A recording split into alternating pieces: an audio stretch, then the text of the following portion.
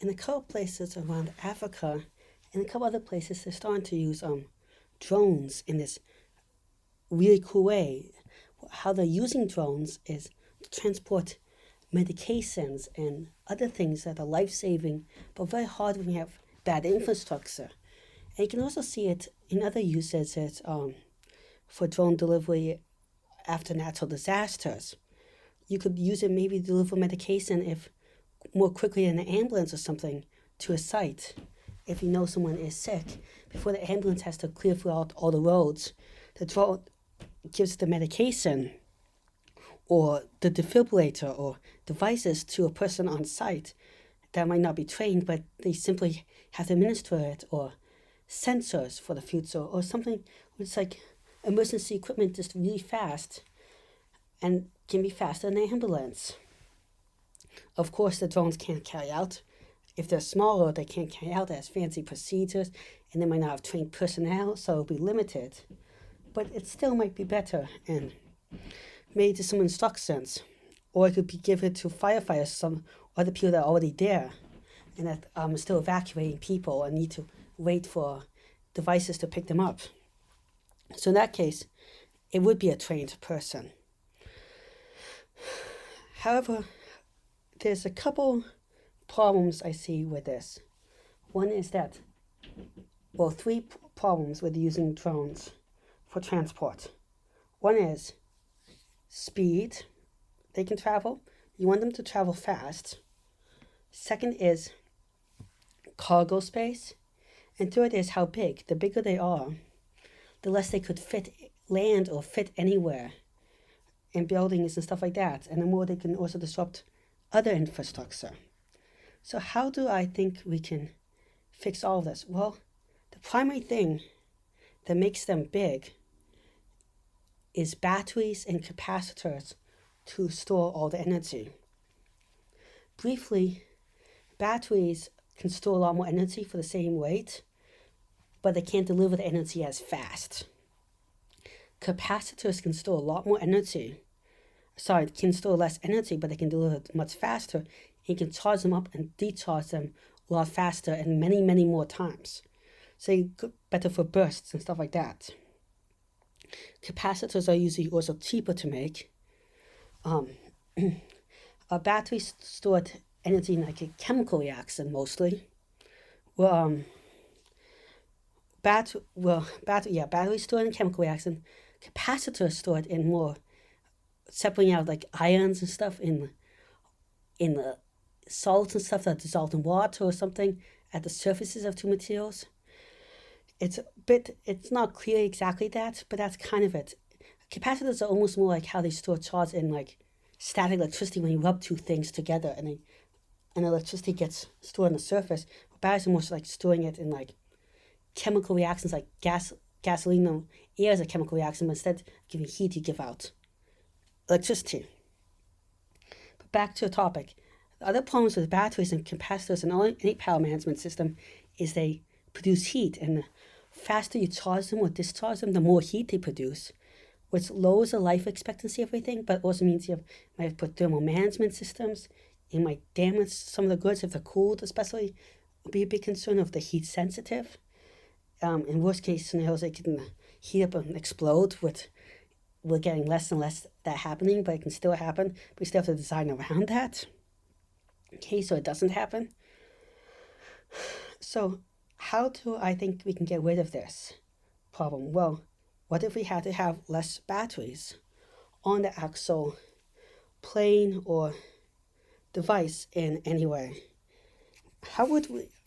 Now, for them to be less batteries, there's two ways you can do it. One way would be you make the whole device more efficient, which should be in the beginning, but there's a limit to how efficient you can make a device. Also, sometimes if you make the device more efficient, it's slower or bigger, especially with flying stuff, because like bigger wings are a lot slower, but they can produce more lift. Also, bigger fans can produce a lot more lift, but they make the whole device bigger. And it's also slower. Bigger wings have more drag. The faster you go, the more drag you have. Drag actually goes up with about the square of velocity. It's more complicated than that because There's different modes are designed for optimum speeds, different shapes. There's like work at different speeds, different amount because like interaction between air.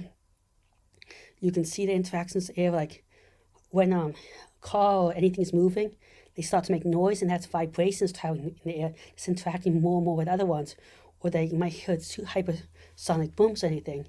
So it's not that simple, but generally the slower something is traveling, the more efficient, until it's too slow to not produce enough lift or that it's not really coming through the fluid. Too slow that it's not coming through the fluid would be something like traveling through like a syrup and it just gets stuck. Almost when it's moving really fast, it might just slice right through it. In the air, that's not a big deal because air is not very viscous. So the other solution is have some way of delivering power in flight. Now for gasoline power, I want to say, all these other ones where you burn power is not a big deal because you get rid of the stuff you burn. You burn the gas and the burns out gas. Everything is just ejected, so you don't have to carry the whole weight. You have to lose about only half the time you're carrying the weight of the gasoline. And for batteries, well, with gas, you have to carry the whole weight. You always want to have some spare gasoline, or not gasoline, but jet fuel or whatever fuel you're using. Which jet fuel is expensive, so maybe you use gasoline if it's in a more of a suburban place. But anyways, you want to figure out a way. Also, the other thing about it is with batteries is a lot of, unless you're talking about air batteries, and also true for capacitors, you don't carry around. You have to carry around the weight of also what's replacing the air, the opposite end of what's reacting with. So that's even more weight. So the other way is if you could charge the battery or capacitor, deliver the power in flight. Now, I thought of two ways of doing this, and one way has been looked into, and I will link links to people looking into it, but I think it could really work well.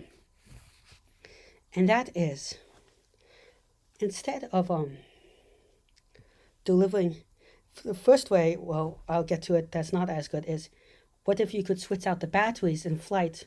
A drone flies up to a bigger drone and switches it out. Or one shoots a cable or something and connects it and recharges it.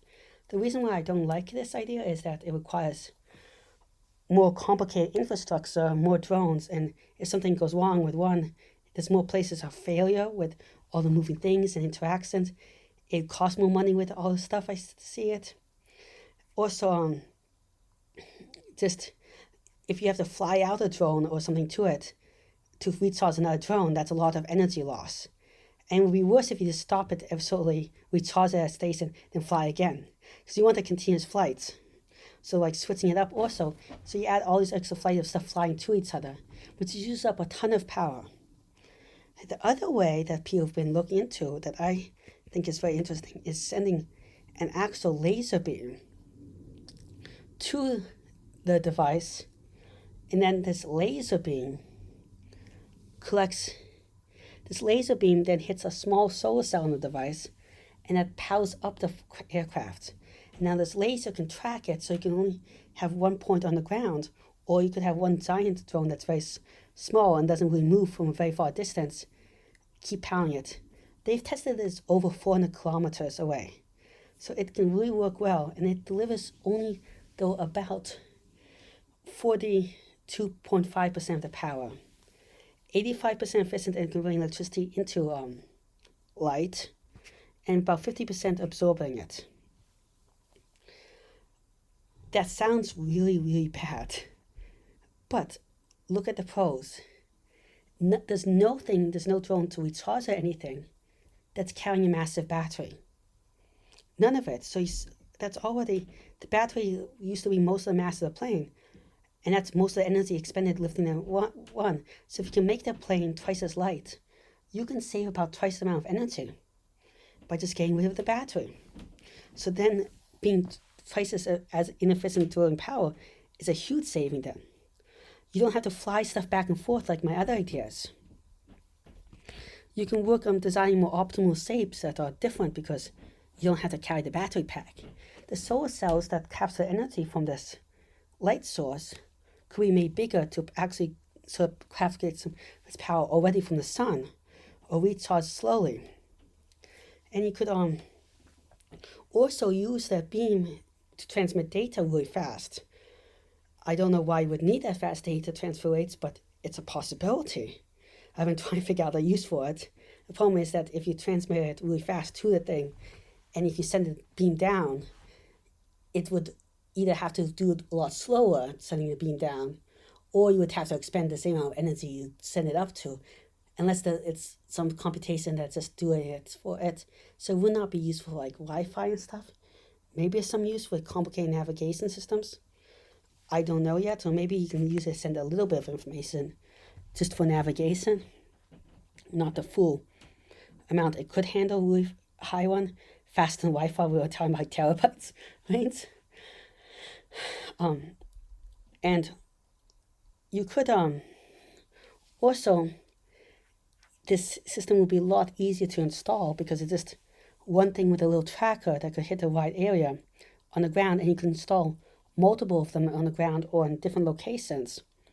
You would need some battery or capacitor to for the short burst when it might not be working with it, when it's behind a building or something or out of range.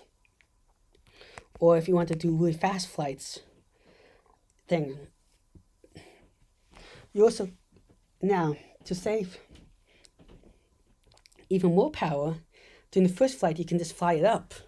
Then you can have it, the rest of it just going down really fast. Then once it hits the ground, it doesn't have to, it can capture its energy in a device. If it has a specific line, it can capture energy in actually regenerative braking then, like a hybrid car. That's if it stops turning off the energy for lift, because lift energy will be mostly wasted unless it turns all into energy coming down. So half the flight is going up, most of the flight it's falling like a brick. Well, half the flight is falling like a brick. That could save some more energy in this whole device, and also would allow for, because the system isn't a fixed drone system, you could design multiple chassis, much more variety chassis, perhaps even 3D print them for a variety of sized ones that could carry bigger or bulkier ones or smaller ones, so it could add into more different places. Now, are there some safety laser concerns? Yes. My primary reason is that such a high-powered laser could blind someone. It could also even start, maybe could start a fire. It would be very, very difficult, but it could start a fire after a while under the right circumstances. So you would need to have very, very good aiming, and that might lead to some regulatory issues. While just having another SIP give the battery to it would not lead to the same regulatory issues, but you would have more regulatory issues with all the drones flying around and maybe the batteries crashing and stuff like that. So safety depends on how you argue safety. Also, how high power do you need depends on how fast your craft is. I hope you found some of these ideas interesting. Please like and subscribe. It really helps the channel out. Thank you very much. Goodbye.